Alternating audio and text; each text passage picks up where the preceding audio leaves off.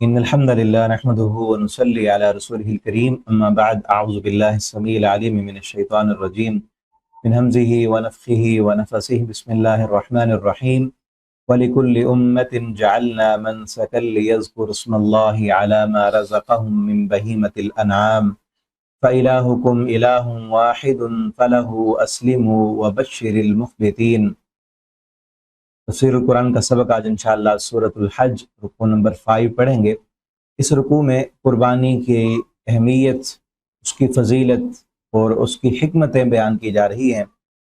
قربانی کیا ہے، کس لیے ہے اور اس کے کیا کیا احکام ہیں، انشاءاللہ اس پر بات ہوگی۔ آپ اس رکوع کو توجہ کے ساتھ خود بھی سماعت فرمائیں اور آگے اپنے دوستوں کے ساتھ بھی اس کو شیئر کریں۔ اور پھر یہ بات بھی کہ آگے قربانی کے دن آنے والے ہیں۔ ابھی جب میں سبق ریکارڈ کر رہا ہوں اور جو ہماری شروع کی کلاسیں ہیں، تو آپ جب پڑھیں گے تو قربانی کے دن قریب ہیں، تو ان چیزوں کو خود بھی سمجھیں اور دوسروں تک بھی پہنچائیں کہ قربانی کا کیا مقصد ہے، یہ کس لیے۔ اور کئی جو ہے غیر مسلم شبہات پیدا کر کے ہمیں اس عظیم عمل سے، قربانی جو اللہ کی رضا کا موجب ہے، اس سے ہمیں دور کرنا چاہتے ہیں۔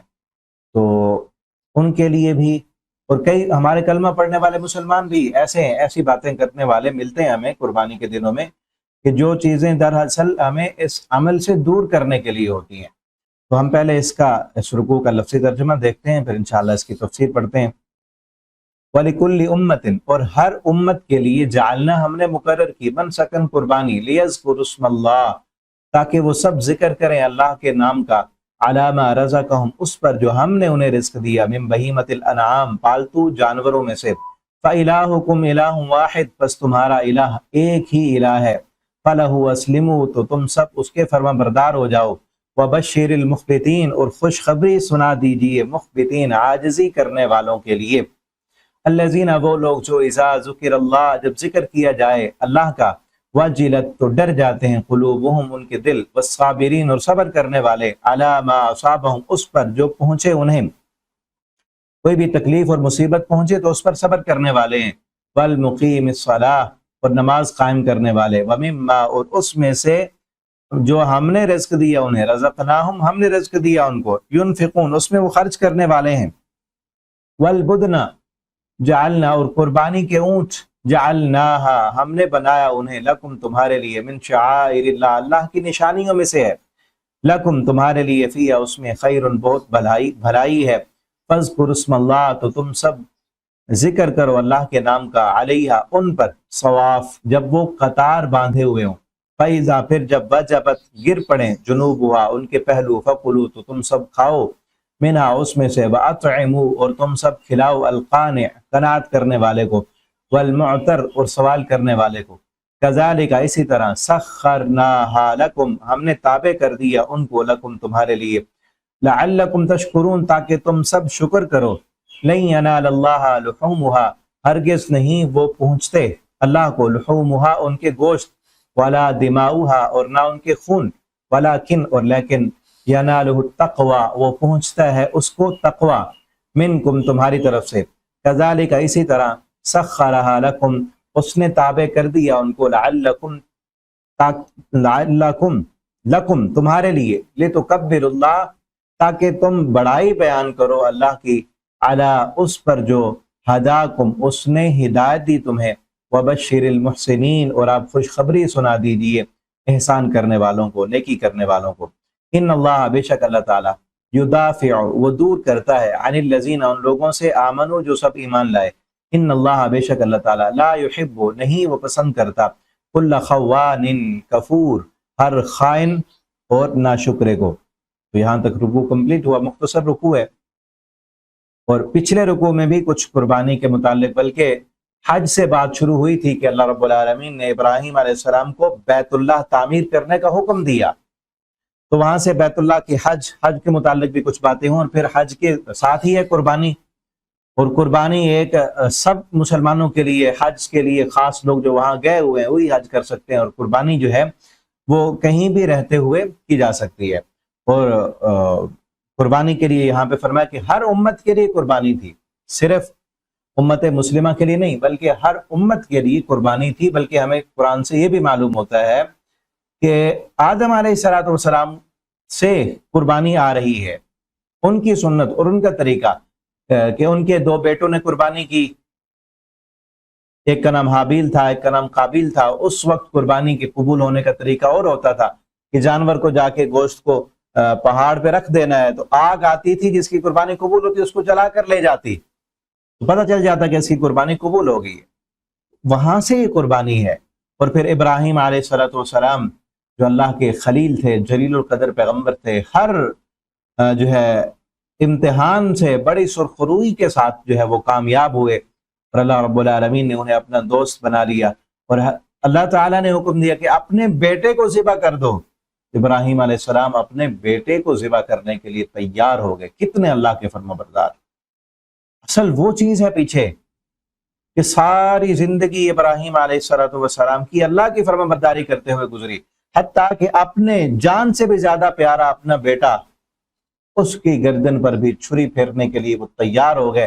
تو تب اللہ رب العالمین نے حکم دیا، ابراہیم قد صدقت الرؤیا انا کذالک نجزی المحسنین۔ ابراہیم آپ نے اپنا خواب پورا کر دکھایا، آپ نے وہ کام کر دکھایا جو کوئی دنیا کا دوسرا کر نہیں سکتا، تو آپ کو ہم یہ بدلہ دے رہے ہیں کہ آپ اب اس مینڈے کو ذبح کر لیں، اور قیامت تک کے لیے جو بھی ہمیں ماننے والا آئے گا تمہاری اس سنت کو زندہ کرتا رہے گا۔ اصل تو ابراہیم علیہ السلام کی اس سنت کو زندہ کرنا ہے، اور ہر امت میں تھی یہ قربانی، اس لیے لیذکر اسم اللہ، تاکہ وہ سب ذکر کریں اللہ کے نام کا، اس پر علی ما رزقہم، جو ہم نے رزق دیا۔ یہ جانور، یہ بھیڑ، یہ بکری، یہ گائے، یہ اونٹ، یہ تو اللہ رب العالمین نے دی ہے نا تمہیں۔ جانور تو رب کے ہیں، رب نے پیدا کیا ان کو، اللہ نے ان کو پالا اور جوان کیا، بڑا کیا، تمہارے تابع کیا، اور تمہارے تابع کر کے حکم دیا کہ ان پر اب چھری پھیر دو اور ذبح کر دو۔ اور پھر دیکھیں نا، ذبح کرنے کے بعد گوشت بھی ہم نے کھانا ہے، لیکن اللہ کے نام کا دیں گے تو اللہ رب العالمین اس کا دنیا میں بھی ہمیں نعم البدل ادا کریں گے، آخرت میں بھی اس کا اجر دیں گے، بدلے میں جنت دیں گے۔ کتنے بڑے فائدے ہیں، ٹھیک ہے نا۔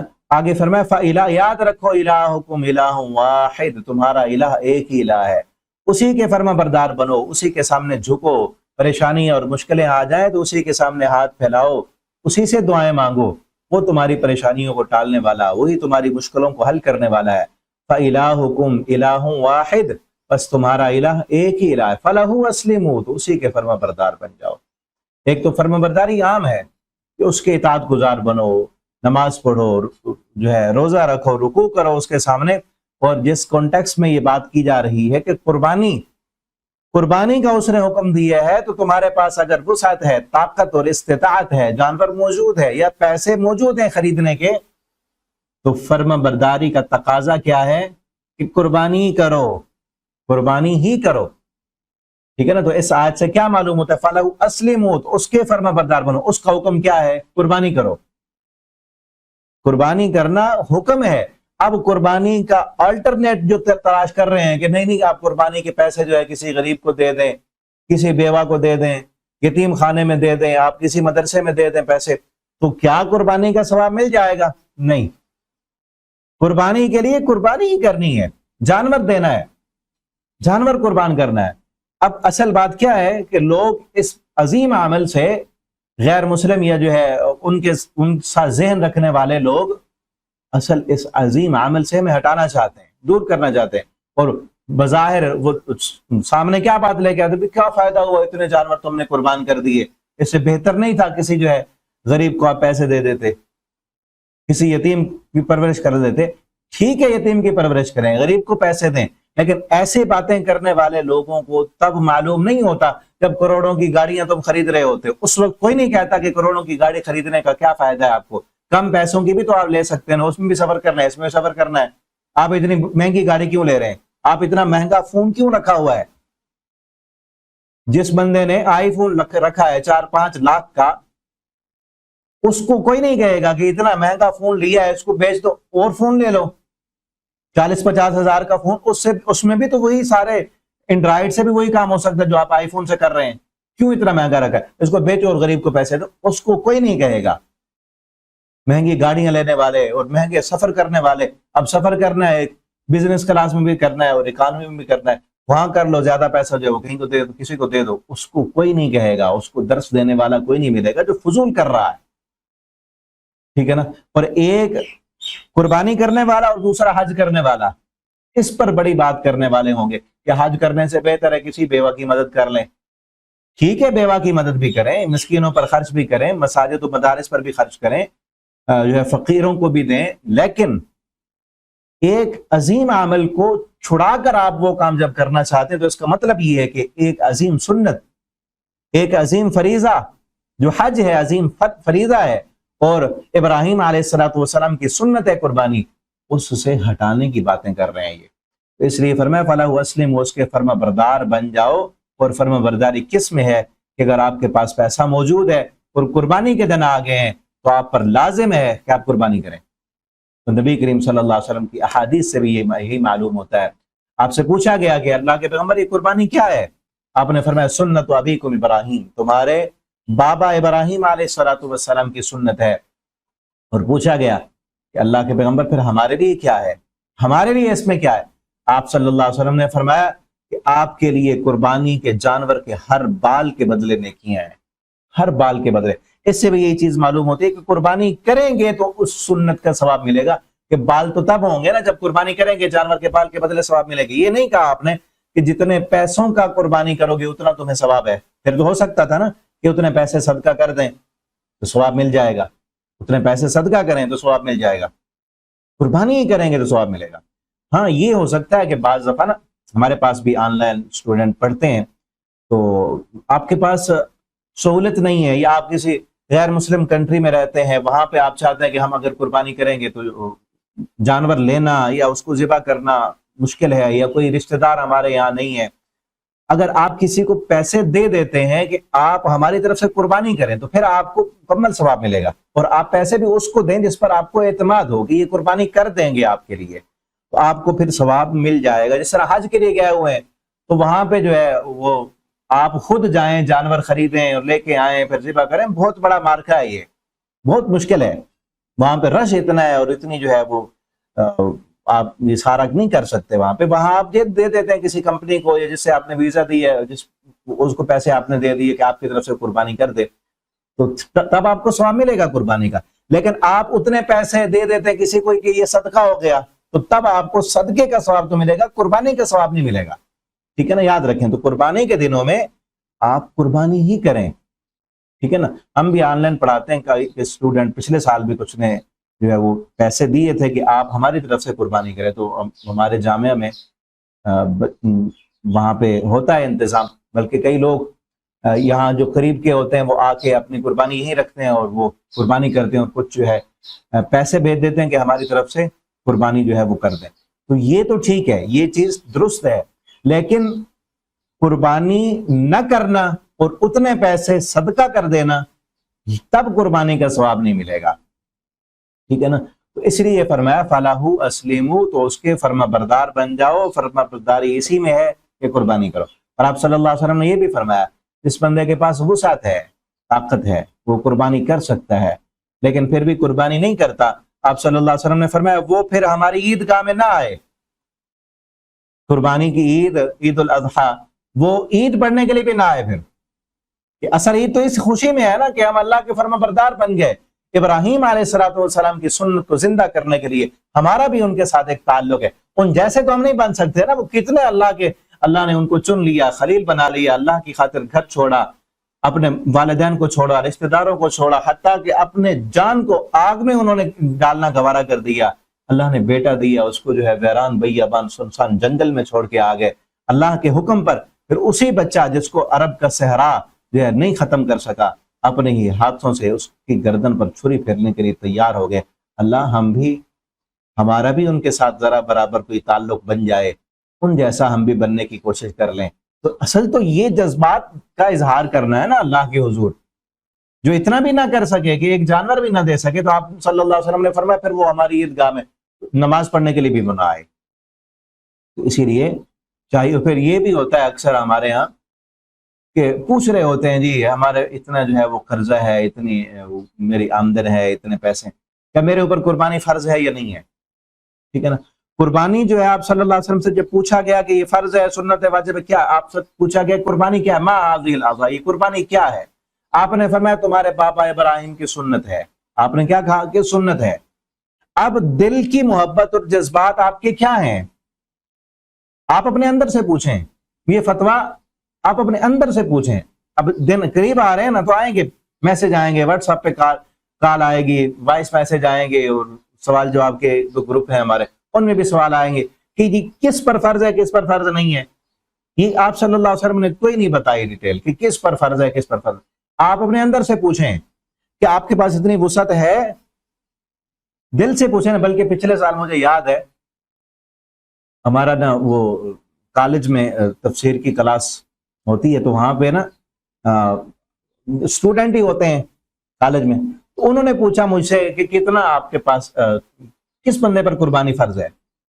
تو میں نے نا وہ ان سے کہا کہ جس آپ کے پاس یہ اینڈرائڈ فون ہے، اکثر کے پاس تھا کہ 40-50 ہزار کا آپ نے فون رکھا ہے، اور ایک بکرا کتنے کا آ جاتا ہے، یا گائے کے 7 حصے وہ کتنے میں ایک حصہ مل جاتا ہے؟ زیادہ سے زیادہ 20,000، یعنی عام زیادہ سے زیادہ تو آپ جتنا مرضی جائے نا، کم سے کم آپ کو جو ہے وہ حصہ لینے کے لیے جو ہے وہ 20,000 میں مل جائے گا، 25,000 میں، 30-35 ہزار میں اچھا بکرا آپ کو مل جائے گا۔ تو جس کے پاس 50-60 ہزار کا 1 لاکھ کا فون موجود ہے، وہ پوچھ رہا ہے کہ فرض کس پہ ہے؟ فون لینے کے لیے آپ کو اپنی استطاعت نظر نہیں آئی کہ میں کون سا فون رکھوں کون سا نہ رکھوں؟ یہ لے لیا آپ نے، چاہے ضرورت ہے یا نہیں ہے۔ اور آپ اپنے بچے کی جب شادی کرنے لگتے ہیں تب نہیں پوچھتے کہ میری اتنی وسعت ہے، اتنی میری تنخواہ ہے، اتنا میں کماتا ہوں، اتنا یہ ہے، کہ میں قربانی کروں یا نہ کروں، فرض ہے یا نہیں ہے، میں یہ اتنا بڑا ولیمہ کروں یا نہ کروں۔ قربانی کے موقع پہ یاد آتا ہے کہ میری اتنی تنخواہ ہے اور میں یہ کماتا ہوں، یہ کر لیتا ہوں، کہ میں قربانی کروں گا۔ اپنے دل سے پوچھیں۔ باقی ساری ضرورتوں کے لیے، اپنی جو ہے وہ خوشیاں کرنے کے لیے، اپنی جو ہے نخرے پورے کرنے کے لیے کتنا ہم خرچ کر لیتے ہیں، ٹھیک ہے نا؟ اپنے عیاشی کے لیے کتنا خرچ کرتے ہیں، انٹرٹین کے لیے کہیں گھومنے پھرنے جانا ہو یا اپنا آپ دکھانا ہو تو کتنا پیسہ ہم خرچ کر لیتے ہیں۔ تو اللہ کو راضی کرنے کے لیے اپنے دل سے پوچھیں کہ کتنا ہم خرچ کرنے کے لیے تیار ہیں، ٹھیک ہے نا؟ اللہ کے فرما بردار بنے۔ وبشر المخبتین، اسی لیے آگے فرمایا خوشخبری دے دو عاجزی کرنے والوں کے لیے، اللہ کے حکم کے سامنے جھک جانے والوں کے لیے، جو عاجز بن جائے۔ ابراہیم علیہ السلام کس قدر اللہ کے سامنے جھکنے والے، عاجزی کرنے والے تھے، مخبت تھے۔ مخبت کسے کہتے ہیں؟ جس میں اکڑ نہ ہو، جس میں تکبر نہ ہو، جس میں جو جھک جائے، جس میں جو جگہ بنا لے، جس کے اندر وسعت ہو، نرمی ہو، اور دوسروں کو قبول کرنے والا ہو، عاجز بن جانے والا ہو۔ اور آپ صلی اللہ علیہ وسلم نے فرمایا ما تواضع احد للہ الا رفعہ اللہ، جو بندہ اللہ رب العالمین کے لیے عاجزی کرتا ہے، عاجز بن جاتا ہے، اللہ اس کو بلندی عطا کرتے ہیں، اللہ بلندیاں دیتے ہیں۔ تو عاجزی کرنے والوں کے لیے خوشخبری ہے، اللہ بلندیاں دیں گے، اللہ دنیا میں بھی بلند کر دیں گے، مقام اور مرتبہ، نام بلند کر دیں گے، اس کا معیار اور سٹیٹس بلند کر دیں گے، لوگوں کے دلوں میں اللہ اس کی محبت کو پیدا کر دیں گے، اور اللہ آخرت میں بھی اس کو بلندیاں عطا کریں گے۔ کس کو؟ جو عاجز بن جانے والا۔ بظاہر تو اب دیکھیں نا، جو بندہ عاجزی کرے، ہم دنیا اس کو کیا سمجھتے ہیں کہ یہ نیچے ہو گیا ہے، بلکہ کہہ رہے ہوتے ہیں تو کسی کے نیچے لگا ہے، تیرے منہ میں زبان نہیں ہے، تو نہیں بول سکتا، تو نہیں جواب دے سکتا۔ ہر اس کو کہیں کہ ہر بات کا جواب نہیں، ہاں کسی جگہ پر آپ کو جو ہے وہ گنگا شیطان نہیں بننا، آپ نے اخلاق کے ساتھ، پیار کے ساتھ جو چیز بتانی ہے بتائیں۔ آپ یا اپنی جو ہے کوئی آپ پر الزام لگا رہا ہے، غلط فہمی اس کو ہو گئی ہے، یا کوئی بھی بات، آپ اپنی صفائی پیش کریں، آپ بتائیں۔ یہ مطلب نہیں ہے عاجز بن جانے کا کہ آپ پر کوئی الزام لگاتا رہے، کوئی باتیں کرتا رہے، یا آپ کو کوئی ذلیل اور رسوا کر دے، آپ جو ہے وہ بات ہی نہ کریں، آپ اپنا دفاع بھی نہ کریں، آپ اپنی طرف سے وضاحت ہی پیش نہ کریں، یہ مطلب نہیں ہے۔ آپ اپنی وضاحت بتائیں، پیش کریں، آپ بتائیں، لیکن مخبت کا مطلب یہ ہے، عاجزی کرنے کا مطلب یہ ہے کہ انسان میں اکڑ نہ ہو، غرور نہ ہو، تکبر نہ ہو۔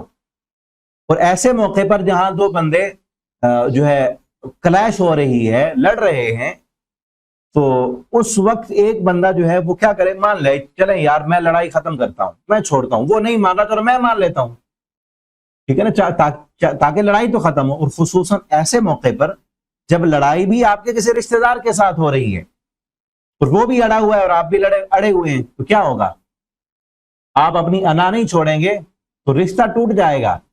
اور ایسے کئی رشتے ہم نے ٹوٹتے دیکھے ہیں اور ٹوٹے ہوئے دیکھے ہیں، ٹوٹ چکے ہیں رشتے، تعلقات ختم ہو چکے ہیں، اپنے پرائے بن چکے ہیں، اور کئی سالوں سال تک پھر وہ جو ہے خلشیں اور رکاوٹیں اور دلوں کی دوریاں وہ چلتی رہتی ہیں.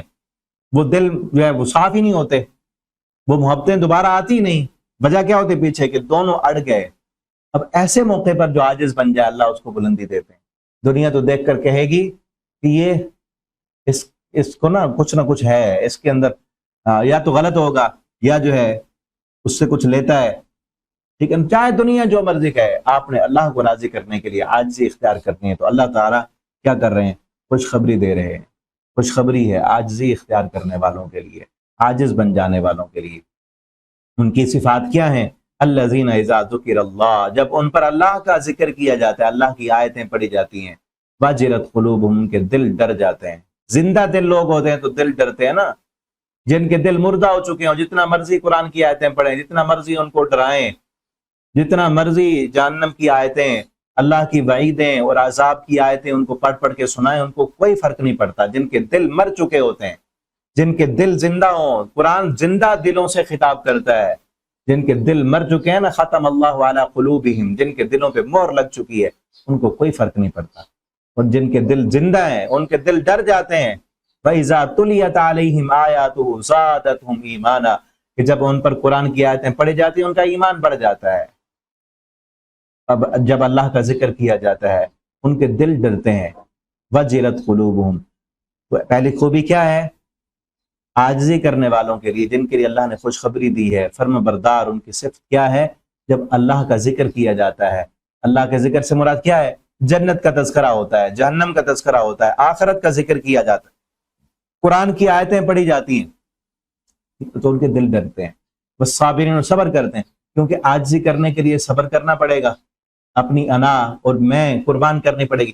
اب دیکھیں نا، قربانی کا ذکر چل رہا ہے نا، تو اصل قربانی انا اور میں کی قربانی ہے. تو اب قربانی آ رہی ہے نا، تو اس موقع پر جانور قربان کرنے کے ساتھ ساتھ اپنی انا اور میں بھی قربان کریں. ٹھیک ہے نا. تو انشاءاللہ قربانی کے دن جب قریب ہوں گے، اس پر الگ سے ایک کلپ بنا کر آپ اب تک پہنچائیں گے کہ انا اور میں قربان کریں. جانور تو قربان کرتے ہیں، جانور کی گردن پر چھری پھیرنے سے پہلے اپنی میں پر بھی چھری پھیریں، اپنی انا پر بھی چھری پھیریں. وہ کیا ہے کہ ہم جب اڑے ہوتے ہیں نا کہ میں اس کے ساتھ صلح کر لوں، میں اس کو معاف کر دوں. ابھی رات کو ہی ایک خاتون سوال پوچھ رہی تھی کہ ان کا کسی کے ساتھ کوئی معاملہ تھا، کوئی جھگڑا ہو گیا، زندگی میں ہو جاتا ہے، کہ کہتے ہیں اس وقت جو ہے وہ نہیں پتا تھا، تو اب معاملات ہو گئے، بگڑ گئے، لیکن اب جو ہے میں بار بار جو ہے معافی مانگ چکی ہوں. کئی دفعہ ان کے در پہ جا کے، ان کے دروازے پہ جا کے، ان کے گھر میں جا کے میں نے معافیاں مانگی ہیں، لیکن اگلے بندے جو ہے وہ ٹس سے مس نہیں، معاف کرنے کے لیے تیار نہیں. ٹھیک ہے نا. تو ایسا بندہ جو معافی دینے کے لیے تیار نہیں ہے، انا اپنی قربان نہیں کر سکتا، تو اس کی کیا قربانی ہے؟ اصل تو وہی ہے نا، مخبت بن جاؤ، عاجز بن جاؤ. قربانی اسی کی ہے جو عاجز بن جائے، جو مخبت بن جائے، جو جھک جانے والا بن جائے، جو اپنی انا اور میں کی قربانی کرے. یہی ہے نا، انا نہیں قربان کر سکتے آپ کہ میں معاف کر دوں اس کو، اس نے میرے ساتھ یوں کیا، اس نے میرے ساتھ یوں کیا، اس نے میرے ساتھ یوں کیا. اصل یہی ہے، یہی تو صبر ہے نا، کہ اس نے یہ کیا تھا، صبر کرنا ہے. ہوتا ہے نا جب آپ مخبت بنیں گے، عاجز بنیں گے، تو تب تو ہوگا نا، آپ کو معاف کرنا پڑے گا، آپ کو معاف کرنا پڑے گا نا. تو پھر ذہن میں کیا آئے گا کہ فلاں کو میں معاف کر دوں، کیوں؟ اس نے میرے ساتھ تو یوں کیا تھا، اس نے میرے ساتھ تو یوں کیا تھا. آپ کے لیے کیا ہے؟ اللہ رب العالمین آپ سے یہ نہیں پوچھیں گے کہ اس نے آپ کے ساتھ کیا کیا تھا، آپ سے یہ پوچھا جائے گا کہ آپ نے کیا کیا تھا.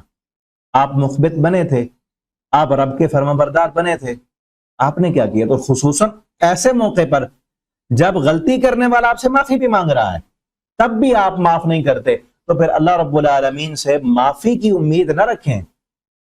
اللہ تعالیٰ فرماتے الا تحبون ان یغفر اللہ لکم، کیا تم یہ نہیں چاہتے کہ اللہ تمہیں معاف کر دے؟ تو پھر تم کیوں نہیں معاف کرتے؟ کہ کس موقع پر یہ آیت نازل ہوئی اگلی صورت میں آ رہی ہے، آگے سورۃ النور میں ہم پڑھیں گے یہی آیت کہ حضرت ابو بکر صدیق رضی اللہ تعالیٰ عنہ، ان کی بیٹی حضرت عائشہ رضی اللہ تعالیٰ عنہ، نبی کریم صلی اللہ علیہ وسلم کی بیوی، جب ان پر تہمت لگی اور تہمت لگانے والوں میں ان کا ایک غلام شامل تھا جس کو حضرت ابو بکر صدیق معاف نہیں کر رہے تھے، اللہ رب العالمین نے آیت نازل کی، کیا تم نہیں چاہتے اللہ تمہیں معاف کر دے؟ تم اس کو کیوں نہیں معاف کرتے؟ جبکہ الزام درست تھا، انہوں نے درست الزام لگایا تھا، یعنی کہ جس بندے نے تہمت لگائی وہ تہمت ہی تھی، غلطی ہی تھی۔ عائشہ رضی اللہ تعالیٰ عنہ کی پاکیزگی کا اعلان کر دیا اللہ رب العالمین نے، اس پر جو الزام تھا وہ درست ثابت ہوا۔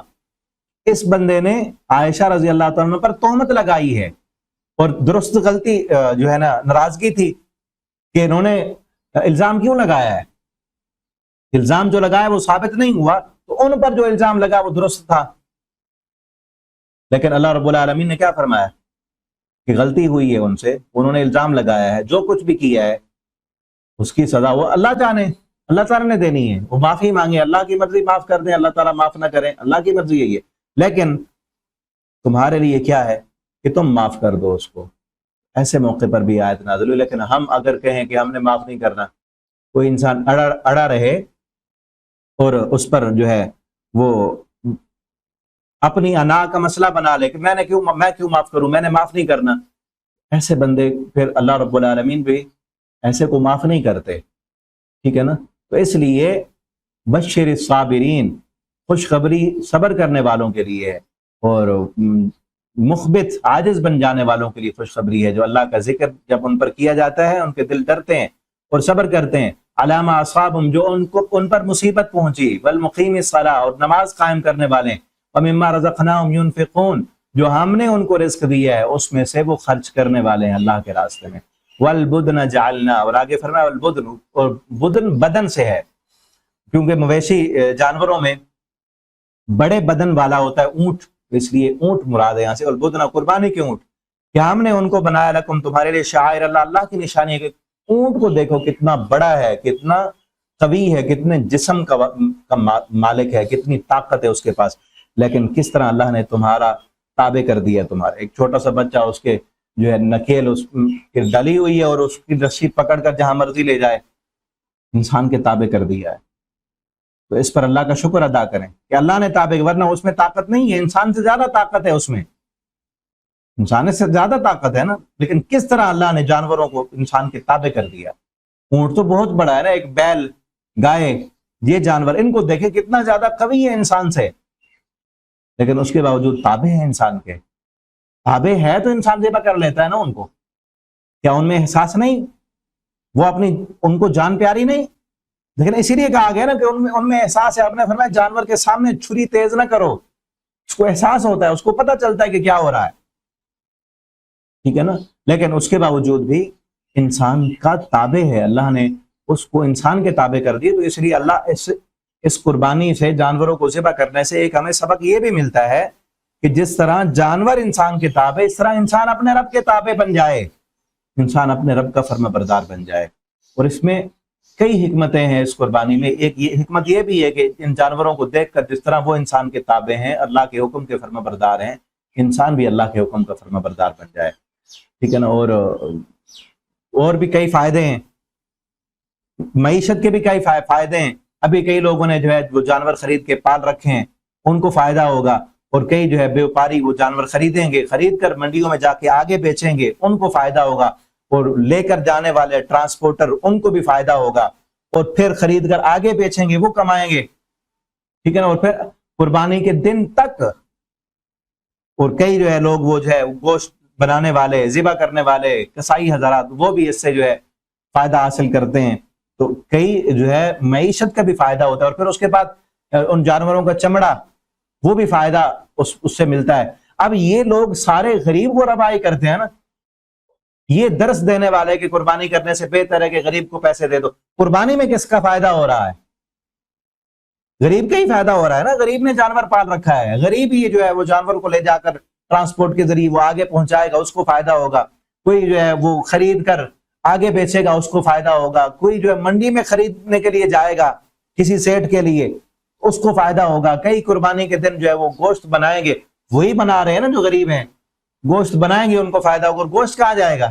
غریب غربا میں تقسیم کریں گے تو ان کو فائدہ ہوگا, اور کھالیں جو ہیں وہ جائیں گی ان کا جو ہے وہ آگے ایک کاروبار ہے, کئی لوگ فائدہ اٹھائیں گے. تو قربانی میں کتنے زیادہ فائدے ہیں, معیشت کے بھی فائدے ہیں. اور جو اصل مقصد ہے وہ کیا ہے؟ اللہ کی رضامندی ہے. وہ اگلی آیت آ رہی ہے, لکم فیہا خیر, اس میں بہت بھلائی ہے, بہت فائدے ہیں تمہارے لیے. ذرا توجہ کر کے غور کرو تو کتنے فائدے اللہ رب العالمین نے اس قربانی میں رکھ دیے تمہارے لیے. ٹھیک ہے نا. اور اللہ رب العالمین کی فرما برداری کرنا سیکھنی ہے. تو ایک جانور, قربانی کا جانور جب گھر میں لے کے آتے ہیں, 2-4 دن پہلے آپ لے کے آئیں گھر میں, ٹھیک ہے نا, گھر میں لے کے آئیں تاکہ اس سے کچھ سیکھیں, انس پیدا کریں, آپ ان سے محبت پیدا کریں. آپ دیکھیں نا کتنی, اگر آپ لے کے آئیں, مجھے منظر یاد آ گئے قربانی کے. ہم بھی جب چھوٹے چھوٹے ہوتے تھے تو ابو جو ہے وہ قربانی کا جانور گھر میں لاتے تھے, اور اب بھی بچے ہیں دیکھتے ہیں ان کو, ٹھیک ہے نا.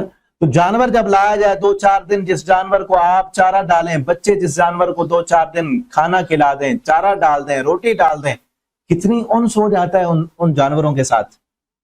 پھر عید والے دن وہی بچے ان جانوروں کو قربان نہیں کرنے دیتے. کتنی محبت ہوتی ہے, کتنا پیار ہوتا ہے.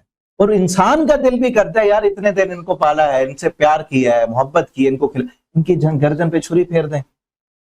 اس وقت یاد رکھیں اس منظر کو جس وقت آپ اپنے جانور پر, اپنے بکری پر, بکرے پر, بھیڑ پر, گائے, اونٹ پر, اس کی گردن پر چھری پھیرنے جا رہے ہوں. وہ چشم تصور سے اس منظر کو بھی یاد رکھیں کہ آج 2-4 دن اس جانور کے ساتھ, اس کو کھانا کھلاتے ہوئے, اس کے ساتھ محبت کرتے ہوئے کتنا انس ہو گیا ہے کہ اس کو قربان کرنے کا دل نہیں چاہ رہا. ابراہیم علیہ السلام کو تو یاد رکھے نا, جب وہ اپنے ہاتھ میں چھری پکڑ کے جا رہے تھے, ان کے ہاتھ میں پیچھے کوئی گائے بھینس نہیں تھی, کوئی اونٹ نہیں تھا, کوئی بکری نہیں تھی, بلکہ اپنا ہی بیٹا تھا, اپنا ہی لخت جگر. کتنی محبت ہوگی ان سے, کس قدر ایمان تھا ابراہیم علیہ السلام کا, کتنا جذبہ تھا, کتنا اللہ رب العالمین کی فرما برداری اور اطاعت ان کے دل میں تھی کہ اپنے ہی بیٹے کی گردن پر چھری پھیرنے کے لیے وہ تیار ہو گئے. آج کوئی کر سکتا ہے ایسے؟ لیکن اصل یہ جذبات ہیں, یہ احساسات ہیں کہ اپنے اندر وہ احساس پیدا کریں. ابراہیم علیہ السلام جیسا ایمان دیکھیں کتنا ایمان تھا. اس میں یہی بھلائی, یہی فائدے ہیں. اصل یہی بتانا مقصود ہے کہ دیکھو ابراہیم علیہ السلام نے تو اپنے بیٹے کی گردن پر چھری پھیر دی تھی. حقیقت میں تو پھیر دی. اللہ نے فرمایا کہ صدق تو رویا ابراہیم, تو نے کر دکھایا. وہ تو چھری پھیرنے کے لیے تو اللہ نے حکم دیا نا چھری کو کہ کاٹنا نہیں تو نے, اور مینڈا دے دیا. فذکر اسم اللہ, تو اللہ کا نام لو, اللہ کا ذکر کرو. جس رب نے تمہیں جو ہے وہ اس قابل بنایا ہے کہ تم جانور خرید سکو, جانور کو اپنے تابع کر سکو, جانور کو تمہارے تابع کر دیا اس رب نے, اس اللہ کا نام لو. علیہ صواف, جب وہ جانور قطار باندھے ہوئے ہوں, خصوصاً وہ جانور اونٹ جو ہے وہ قطار میں آتے ہیں. نبی کریم صلی اللہ علیہ وسلم نے جب ذبح کیے 100 اونٹ, آپ صلی اللہ علیہ وسلم نے 100 اونٹ ذبح کیے اللہ کے راستے میں. اللہ تعالیٰ دیں تو ذبح کرو, ضروری نہیں ہے قربانی. اللہ نے آپ کو زیادہ کی طاقت دی, آپ پورا جو ہے بیل ذبح کر سکتے ہیں, پورا بیل ذبح کریں, اکیلے ذبح کریں. آپ ساتھ جو ہے بکرے بھی ذبح کر سکتے ہیں, کریں. لیکن یاد رکھیں شہرت مقصود نہ ہو, دکھلاوا مقصود نہ ہو, تصویریں بنا کے فیس بک پہ ڈالنا مقصد نہ ہو. مقصد یہ ہو کہ اللہ کو راضی کرنا ہے ہم نے. آپ کے ارد گرد غریب غربا رہتے ہیں, آپ جو ہے پورا اونٹ کریں, آپ جو ہے 2 اونٹ کر سکتے ہیں کریں, آپ بانٹیں. نبی کریم صلی اللہ علیہ وسلم نے 100 اونٹ ذبح کیے, 63 اونٹ آپ صلی اللہ علیہ وسلم نے اپنے ہاتھ سے ذبح کیے. اور ایسے فرما بردار سے اونٹ نبی کریم صلی اللہ علیہ وسلم کے ہاتھوں سے ذبح ہونا ان کو اپنے لیے شرف لگتا تھا. اللہ نے ان کو یہ جو ہے فہم عطا کر دیا تھا. وہ ان کے اندر بھی نہ کچھ سمجھ بوجھ ہے, اللہ نے یہ سمجھ بوجھ دے دی تھی. آپ صلی اللہ علیہ وسلم نے کسی اونٹ کو باندھا نہیں. آج تو ایک اونٹ ذبح کرنے کے لیے کتنے لوگوں کو جو ہے وہ پکڑنا پڑتا ہے, باندھنا پڑتا ہے. اونٹ کو اصل نہر کرتے ہیں کہ ایک پاؤں اس کا جو ہے اگلی جو ٹانگ ہوتی ہے اس کی وہ باندھ کر, اور اس کو چھری ماری جاتی ہے تاکہ اس کا فوارہ اس کی گردن میں چھری مارتے ہیں, خون نکلتا ہے تو پھر وہ گر جاتا ہے, اس کو نہر کہتے ہیں. آپ صلی اللہ علیہ وسلم نہر کر رہے تھے تو سب اونٹ جو ہے لائن بنا کر آ کر آپ صلی اللہ علیہ وسلم کے سامنے اپنی گردن جھکا دیتے تھے. پتا تھا سب کے سامنے ایک اونٹ ذبح ہو رہا ہے تو سامنے ہو رہا ہے, خون بہ رہا ہے, لیکن اللہ نے ان کو یہ شعور دے دیا تھا آپ صلی اللہ علیہ وسلم کے ہاتھ سے ذبح ہونا وہ اپنے لیے شرف سمجھ رہے تھے۔ اب دیکھیں اس حدیث سے، اس واقعے سے ہمیں کیا معلوم ہوتا ہے کہ اونٹ بھی نبی کریم صلی اللہ علیہ وسلم کے حکم کے سامنے اپنی خون بہانے کے لیے اپنا شرف سمجھتا ہے، اور آج ہمیں حکم دیا نبی کریم صلی اللہ علیہ وسلم نے کہ ذبح کرو، قربانیاں کرو، اور ہم جی چرا رہے ہوں۔ وہ اونٹ جانور ہو کر، لا شعور جانور، اللہ نے اس کو اتنا شعور دیا، وہ اپنے لیے شرف سمجھ رہا ہے، اور ہم جو ہے اپنا آپ قربان کرنا تو دور کی بات ہے، جانور قربان کرنے سے بھی کستائیں اور پوچھتے پھریں کہ میرے پاس اتنے پیسے ہیں، اتنے نہیں ہیں، کیا میں ادھار لے کے قربانی کر سکوں؟ باقی معاملات آپ کرتے رہتے ہیں تو نہیں پوچھتے کیا یہ چیز میں خرید رہا ہوں، میری ضرورت ہے، ادھار پیسے لے لوں؟ باقی معاملات آپ کرتے رہتے ہیں تو یہ قربانی بھی کر لیں گے تو کیا ہو جائے گا؟ اگر آپ باقی معاملات آپ کے چلتے رہتے ہیں، کبھی آپ ادھار لے لیا، کبھی آپ نے دے دیا، آپ کے معاملات ہوتے رہتے ہیں، قربانی کے موقع پر نہیں آ رہے آپ کے پاس پیسے، آپ کو پتا ہے کہ آ جائیں گے، اگلے مہینے آ جائیں گے یا 10-15 دن بعد آ جائیں گے، تو آپ کریں قربانی۔ اصل قربانی جو ہے وہ دل کے جذبات کا نام ہے۔ اب یہ انا اور میں کی قربانی بھی دل کے جذبات ہیں نا، ان جذبات میں انا آ گئی ہے تو اس کی بھی قربانی کریں، اور اللہ رب العالمین کے سامنے جو ہے وہ جس طرح جانور جھک چکا ہے، اسی طرح ہم بھی جھک جائیں، اپنے آپ کو جھکا دیں، فَلَهُ أَسْلِمُوا، اس کے فرما بردار بنیں، مخبتین، عاجز بن جائیں، اللہ کے سامنے جھک جائیں، تو اللہ نے ایسے لوگوں کے لیے خوشخبری دی ہے، ٹھیک ہے نا۔ اور جب وہ آ جائیں قطار باندھے ہوئے، اور جب وہ گر پڑیں اپنے پہلو، یعنی اونٹ جو ہے جب اس کو نہر کیا جاتا ہے تو وہ اپنے پہلو پر گر جاتا ہے، فَكُلُوا، جب وہ گر جائیں تو کھاؤ پھر اس سے۔ اب قربانی کا گوشت جو ہے اس کو کیا کرنا ہے؟ فَكُلُوا، تم کھاؤ، مِنْهَا، اس میں سے، وَأَطْعِمُوا، اور کھلاؤ، قناعت کرنے والا، یعنی وہ لوگ جو مانگتے نہیں ہیں کسی سے، ان کو بھی دو۔ اب قربانی کے گوشت کے نا ہمارے ہاں بعض لوگ وہ 3 حصے کرتے ہیں اور باقاعدہ تول رہے ہوتے ہیں، یہ کہیں سے ثابت نہیں ہے، ٹھیک ہے نا۔ ہاں یہ ہے 3 حصے یہاں آگے کہ خود کھاؤ، اور جو نہیں مانگتے ان کو کھلاؤ، اور جو مانگنے والے سوالی ہیں فقیر ان کو بھی دو۔ یہ 3 کیٹیگریز آ گئیں، لیکن اب یہ نہیں ہے کہ برابر برابر آپ تقسیم کریں، ایک حصہ اپنے لیے، ایک دوستوں کے لیے، ایک فقیروں کے لیے، یہ نہیں ہے۔ آپ ماحول اور معاشرہ دیکھیں، اپنا ارد گرد دیکھیں، آپ کے ارد گرد اگر فقراء رہتے ہیں، مساکین رہتے ہیں، آپ چاہے سارا دے دیں۔ نبی کریم صلی اللہ علیہ وسلم نے جو 100 اونٹ قربان کیے، 3 حصے تو نہیں کیے تھے نا، آپ نے تھوڑا تھوڑا لیا، باقی سارا جو ہے وہ بانٹ دیا۔ آپ نے فرمایا کہ دے دو، 63 اونٹ آپ نے اپنے ہاتھ سے ذبح کیے، باقی حضرت علی رضی اللہ تعالیٰ عنہ کیے، اور سارا گوشت آپ نے تھوڑا سا لیا، تھوڑا تھوڑا سب سے لیا، اور باقی سارا بانٹ دیا۔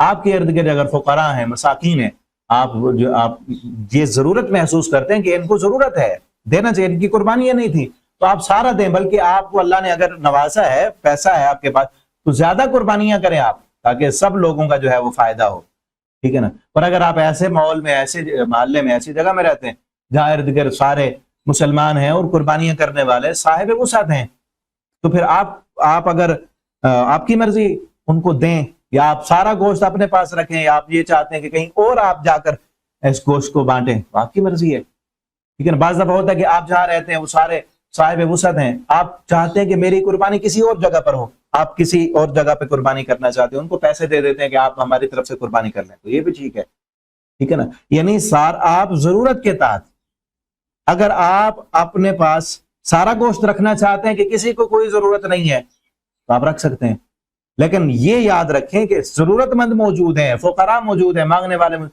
اور آپ نے اپنا فریج بھر دیا تو کوئی قربانی نہیں ہوگی، پھر فائدہ نہیں ہے، پھر قربانی کا فائدہ نہیں۔ قربانی تو پھر آپ نے اپنے گوشت کھانے کے لیے کی ہے، ضرورت مند موجود ہیں جن کے لیے کی ہے تو ان کو دیں، ٹھیک ہے نا۔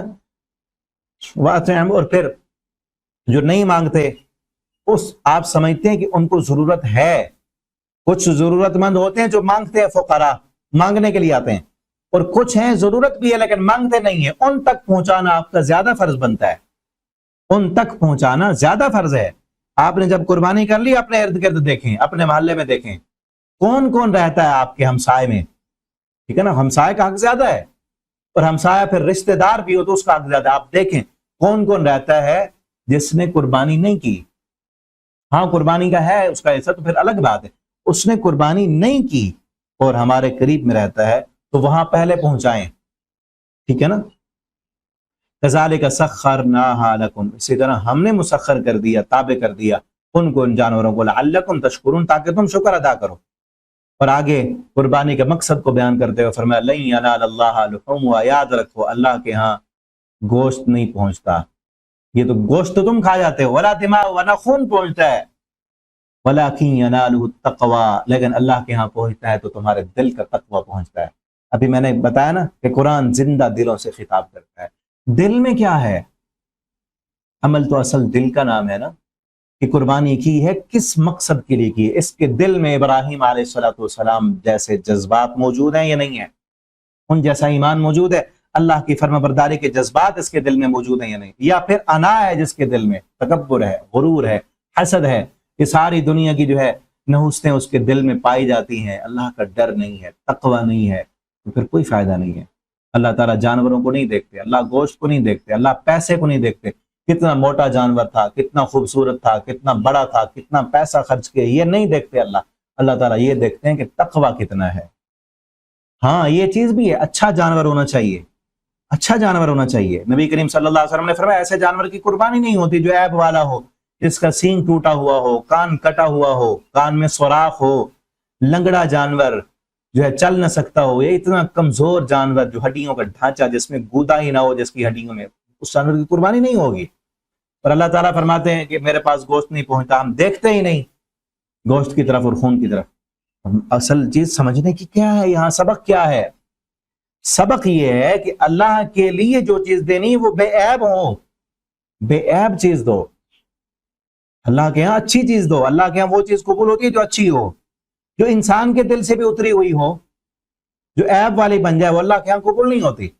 چل دیکھیں نا قربانی میں کہا گیا کان کٹا ہوا نہ ہو، اب کان نہ گوشت میں کام آتا ہے نہ کھال میں کام آتا ہے، کیا کرنا ہے؟ کان تو پھینک دیا جاتا ہے، لیکن کیا فرمایا کہ کان کٹا ہوا ہوگا، کان میں سوراخ ہوگا، کانا جانور ہوگا تو قربانی نہیں ہوگی، سینگ ٹوٹا ہوا ہوگا۔ کیا مقصد ہے؟ سمجھانا کیا ہے؟ کیا آنکھیں جس کا کانا جانور ہے اس کے کانے پن سے گوشت تو خراب نہیں ہوتا، کان کٹا ہوا ہے گوشت خراب نہیں ہوا، لیکن کیوں؟ اس لیے ایک تو یہ کہ اللہ کے ہاں عیب والی چیز، کانا ہے نا گوشت چاہے خراب نہیں ہے لیکن وہ خوبصورت نہیں لگ رہا، عیب والا ہو گیا، کان کٹا ہوا ہے خوبصورتی ختم ہو گئی۔ اللہ کے ہاں خوبصورت چیز قبول ہوتی ہے، جو انسان کے دل سے اتری ہوئی ہو وہ اللہ کے ہاں قبول نہیں ہوتی۔ اور دوسری چیز یہ کہ بے عیب چیز اللہ تعالیٰ قبول کرتے ہیں، اللہ کے ہاں بے عیب چیز قبول ہوتی ہے۔ اللہ کے ہاں اللہ کو تحفہ دے رہے ہو تم کو اس جانور کا تو بے عیب دو۔ تو قربانی کرنے والا اپنے آپ کو دیکھے، قربانی کے جانور میں عیب ہوگا تو قربانی قبول نہیں ہوگی، اور قربانی کرنے والے میں ہزاروں عیب موجود ہوں تو کیسے قربانی قبول ہو جائے گی؟ قربانی کے جانور کے کان میں عیب ہوگا تو قربانی قبول نہیں ہوگی، قربانی کرنے والے کے کان خراب ہوں، وہ گانے سنتا ہو، وہ غیبتیں کرتا ہو، گالیاں نکالتا ہو، اس کی زبان خراب ہو، اس کے کان خراب ہوں، اس کی آنکھیں خراب ہوں، گندگی فحاشی اریانی دیکھنے والا ہو، کیا قربانی ہو جائے گی؟ اصل یہ تربیت کرنا مقصود ہے کہ آپ بھی اللہ کے یہاں اگر مقبول بننا چاہتے ہیں تو اپنے آپ کو بے عیب کر لیں، کیونکہ عیب والی چیز اللہ رب العالمین کی بارگاہ میں قبول نہیں ہوتی، ٹھیک ہے نا؟ لن ینال اللہ، اور اپنے دل کا ٹٹولیں اور دیکھیں کہ اس دل میں اللہ کا ڈر کتنا ہے، اللہ کی فرما برداری کے جذبات کتنے ہیں، اللہ کی محبت اس دل میں کتنی ہے، اور دنیا کی محبت کتنی ہے۔ اللہ کے ہاں دل کا جو نیت ہے وہ نیتیں تلتی ہیں، جانور جب قیامت کے دن جائے گا نیت تلے گی انسان کی، اعمال کے ساتھ ساتھ قیامت کے دن ترازو میں انسان کے جذبات اور نیتیں ان کو تولا جائے گا۔ کذالک سخرھا لکم، اسی طرح اللہ نے تابع کر دیا تمہارے لیے، تو کبر اللہ، تاکہ تم کبریائیاں بیان کرو، اللہ اکبر، اللہ اکبر، عید والے دن تکبیر پڑھو، اللہ کی کبریائیاں بیان کرو اس پر کہ اللہ نے تمہیں ہدایت دی ہے۔ وبشر المحسنین، خوشخبری احسان کرنے والوں کے لیے۔ احسان کرنے والے کون ہوتے ہیں؟ احسان کرنے والے کون ہوتے ہیں؟ ابھی بتایا نا کہ معاف کرنا ہے، محسن بن جانا ہے، مخبت بن جانا ہے۔ اگر مخبت کسے کہتے ہیں؟ کہ جو عاجز بن جائے، جو لڑائی چھوڑ دے، جو دوسروں کے ساتھ صلح کر لے۔ اب ایسا بندہ جو صلح کر رہا ہے اس کے دل میں آئے گا نا فلاں نے میرے ساتھ کیا کیا تھا، فلاں نے میرے ساتھ کیا کیا تھا، فلاں نے تو میرے ساتھ اتنا ظلم کیا، اتنی زیادتی کی، یہ کیا، فلاں کیا، تو وہ تو اس نے زیادتی کی، اب وہ اس لائق نہیں ہے کہ اس کے ساتھ اچھائی کی جائے۔ لیکن محسن کون ہوتا ہے؟ احسان کرنے والا وہ ہوتا ہے جو کسی کو جو اس کا مستحق ہے اس سے زیادہ دے وہ محسن ہے۔ ایک بندہ کسی چیز کا مستحق ہے، آپ اس کو وہ دے دیتے ہیں کہ یہ بندہ اچھے اخلاق کا مستحق ہے، یہ اچھا اخلاق دیتا ہے، اس نے میرے اوپر احسان کیا، اس نے مجھے تحفہ دیا، اس نے مجھے معاف کر دیا تھا تو میں اس کو معاف کر رہا ہوں، اس نے مجھے میری دعوت کی تھی تو میں اس کی دعوت کر رہا ہوں، یہ میرے ساتھ اچھے اخلاق کے ساتھ پیش آیا تھا، میں اس کے ساتھ اچھے اخلاق کے ساتھ پیش آ رہا ہوں۔ یہ تو دینا اور لینا ہے نا، عدلے کا بدلہ ہے، لینا دینا ہے۔ یہ محسن نہیں ہے آپ اس نے بھی آپ کے ساتھ اچھا سلوک کیا، آپ نے بھی کر دیا، احسان کیا ہوا؟ احسان تو نہیں ہے یہ، ٹھیک ہے نا؟ یہ لینا دینا یہ ہم کر رہے ہوتے ہیں، اور کئی لوگ کہتے ہیں ہم اچھوں کے ساتھ اچھے ہیں، اچھوں دوستوں کے دوست ہیں، ہم کہہ رہے ہوتے ہیں نا ہم دوستوں کے دوست ہیں، لیکن دشمنوں کے دشمن بھی ہیں، تو یہ محسن نہیں ہوا۔ اچھوں کے ساتھ اچھے ہیں، اچھوں کے ساتھ تو ہر کوئی اچھا ہوتا ہے، دوستوں کا ہر کوئی دوست ہوتا ہے، لیکن محسن کون ہوتا ہے؟ کہ جو بروں کے ساتھ بھی اچھا ہو، جو دشمن کا بھی دوست بن جائے، جو برے کے ساتھ بھی اچھا سلوک کرے، وہ محسن ہے۔ تو ایسے محسنوں کے لیے خوشخبری ہے، جس نے آپ کے ساتھ اچھا سلوک نہیں کیا، جس نے آپ کے ساتھ احسان نہیں کیا، اخلاق کے ساتھ بات نہیں کی، اس کے ساتھ بھی اخلاق کے ساتھ پیش آئیں۔ جس نے آپ کو معاف نہیں کیا، آپ اس کو بھی معاف کر دیں، اچھے سلوک کے ساتھ اس کے ساتھ جو ہے معاملہ رکھیں، تو آپ محسن ہیں، احسان کرنے والے ہیں۔ تو بشر المحسنین، ایسے احسان کرنے والوں کے لیے خوشخبری ہیں، دنیا میں بھی اللہ کامیابیاں دیں گے، آخرت میں بھی کامیابیاں دیں گے، ٹھیک ہے نا؟ مخبت جب بنیں گے تو محسن بننا پڑے گا، محسن بنے بغیر مخبت بن ہی نہیں سکتے۔ عاجزی کرنے کے لیے کیا ہوگا کہ اس نے زیادتی کی، آپ نے اب معاف کرنا ہے، معاف کریں گے تو آپ محسن بنیں گے، اور محسن بنیں گے تو اللہ رب العالمین کی طرف سے خوشخبری ہیں، سن لیں، جنت کی خوشخبریاں، دنیا کی کامیابیوں کی خوشخبری۔ یہاں بتایا تو نہیں گیا نا کہ کس چیز کی خوشخبری، اللہ رب العالمین کی طرف سے معافی کی خوشخبریاں، اور اللہ رب العالمین کی طرف سے سکون کی خوشخبریاں۔ ایسے بندے کو اللہ رب العالمین دلی سکون عطا کر دیتے ہیں، جو دوسروں کو معاف کر دیتے ہیں، اور جو معافی دینے والا، معاف کرنے والا نہ ہو، اس انسان کو دلی سکون نہیں ملتا، ٹھیک ہے نا؟ ایسے انسان کو دلی طور پہ سکون نہیں ملتا، وہ پریشان ہی رہتا ہے۔ کسی نے دوسرے کو معاف نہیں کیا، غلطی ذہن میں رکھ کے پھر رہا ہے تو کیا کر لے گا؟ وہ معاف نہیں کرتا تو کیا کرے گا؟ کیا کر لے گا؟ ٹھیک ہے نا؟ تو ہمیں چاہیے کہ ہم محسن بن جائیں، احسان اگلے بندے کے ساتھ ہم جو ہے یہ چیز ذہن میں رکھیں نا کہ اگلے بندے کے ساتھ اس کے معیار کے مطابق ہم نے رویہ نہیں رکھنا، ہم نے اپنے مقام کے مطابق، کہ ہمارا مقام کیا ہے، ہم قرآن پڑھنے والے ہیں، ہمارا مشن اور مقصد کیا ہے؟ لوگوں کو راضی کرنا نہیں ہے ہمارا مقصد، اللہ کو راضی کرنا ہے۔ اللہ کو راضی کرنا ہے تو اللہ تعالیٰ تو وہاں زیادہ راضی ہوں گے نا، کہ جس بندے نے آپ کے ساتھ برا کیا آپ اس کو معاف کر رہے ہیں۔ ایک بندے نے آپ کے ساتھ برا کیا، آپ کو گالی دی، برا سلوک کیا، اب وہ دنیا کی کوئی سفارش لے کے آپ کے پاس آ گیا ہے، تو اس کا منہ دیکھ کر، کوئی بڑا آپ کے پاس آ گیا، اس کا منہ دیکھ کر آپ معاف کر رہے ہیں، تو اس کو راضی کر رہے ہیں نا؟ یا وہ پیسہ لے کے آ گیا، دولت اس کے پاس اب آ گئی ہے، تو اب آپ معاف کر رہے ہیں کہ اس کے پاس تو اب عہدہ بھی ہے، پیسہ بھی ہے، تو تب بھی دنیا کو دیکھا نا آپ نے۔ ایک ہے کہ آپ اس کو معاف کر رہے ہیں کہ میرا رب راضی ہو جائے۔ زندگی کا مشن تو یہ ہونا چاہیے نا کہ اللہ راضی ہو جائے۔ جب آپ اپنی زندگی کا مقصد یہ بنا لیں گے کہ میں نے اپنے رب کو راضی کرنا ہے، آگے والا جو کرتا رہے، وہ دنیا دیکھ رہا ہے، وہ معاملات دیکھ رہا ہے، وہ اپنے اخلاق اور اپنے کردار اور اپنی تربیت پر جو کر رہا ہے، میں نے تو اپنے اللہ کو راضی کرنا ہے، اور اللہ رب العالمین سے اجر لینا ہے، اور اللہ نے ہی میری دنیا کو کامیاب کرنا ہے، آخرت کامیاب کرنی ہے۔ اگرچہ دنیا مجھے باتیں کرے، میں نے سکون دینے والی ذات بھی اللہ کی ہے۔ کئی لوگ اس لیے معاف نہیں کرتے نا، اتنا مجھے اس نے تکلیف دی تھی، اتنا پریشان کیا تھا، فلاں کیا تھا، میں کیسے معاف کر سکتا ہوں اس کو؟ کیسے معاف کر؟ اسی لیے نا کہ میرے دل کو تو اتنا تکلیف اس نے دی تھی نا، تکلیف اس نے دی تھی، تو سکون دینے والی ذات رب کی ہے، اور اسی رب کا حکم ہے بشر المحسنین، احسان کرنے والوں کے لیے خوشخبری۔ احسان کر کے معاف کر دیں، احسان کر کے معاف کر دیں اس کو، چاہے اس نے اسے احسان کا بدلہ نہیں دینا آپ کو، اس لیے بھی احسان نہ کریں کہ کل کو اس سے بدلہ لینا ہے، تب پھر تکلیف ہوگی، جب وہ بدلہ نہیں دے گا تب پھر تکلیف ہوگی۔ پھر یہ بھی ہے کہ بار بار تکلیفیں نہ لیں، معاف کر دیں، لیکن دوبارہ اس سے بچ کے رہیں کہ کہیں دوبارہ وہ تکلیف نہ پہنچائے آپ کو، ایسے بندے سے بچ کر رہیں کہ دوبارہ وہ تکلیف نہ پہنچائے آپ کو، لیکن معاف کر دیں، اور اللہ رب العالمین سے اجر کی امید رکھیں۔ ان اللہ، اور یاد رکھیں، ان اللہ یدافع عن الذین آمنوا، اللہ تعالیٰ دور کرتا ہے ان لوگوں سے جو ایمان لائے۔ یعنی اگر آپ کو تکلیف ملی ہے، پریشانی ہوئی ہے آپ کو، تو اللہ کے رب العالمین کے بن جائے نا آپ، اللہ تعالیٰ تکلیفوں کو دور کرنے والا ہے۔ ان اللہ یدافع، اللہ دور کرتا ہے، اللہ دور کرتا ہے۔ کیا دور کرتا ہے؟ تکلیف والی چیز، پریشانیاں، مشکلیں اللہ ہٹاتا ہے، دور کرتے ہیں اللہ رب العالمین ان لوگوں سے جو ایمان لائے، ٹھیک ہے نا؟ فَلَا يَنْصُرَنَّ اللَّهُ مَن يَنْصُرُهُ، اللہ ضرور مدد کرتے ہیں۔ اور دوسری جگہ اللہ فرماتے ہیں اِنَّا لَنَنْصُرُ رُسُلَنَا، ہمارے ذمے ہم ضرور مدد کرتے ہیں اپنے رسولوں کی، وَالَّذِينَ آمَنُوا، اور ان لوگوں کی بھی جو ایمان لائے، سورۃ الروم ہے غالباً، اور ان لوگوں کی بھی جو ایمان لائے، وَالَّذِينَ آمَنُوا فِي الْحَيَاةِ الدُّنْيَا، دنیا کی زندگی میں بھی اور آخرت میں بھی، ٹھیک ہے نا؟ اِنَّا لَنَنْصُرُ رُسُلَنَا وَالَّذِينَ آمَنُوا فِي الْحَيَاةِ الدُّنْيَا۔ اور دوسری جگہ اللہ فرماتے ہیں کان حقا علینا نصر المؤمنین، ہمارا حق ہے، ہمارا فرض ہے، ہمارے ذمے ہے کہ ہم مومنوں کی مدد کریں۔ ایمان والے تو بنے نا، ایمان اپنا مضبوط کریں، اللہ رب العالمین آپ کے مددگار بن جائے، اللہ تعالیٰ ضرور مدد کریں گے آپ۔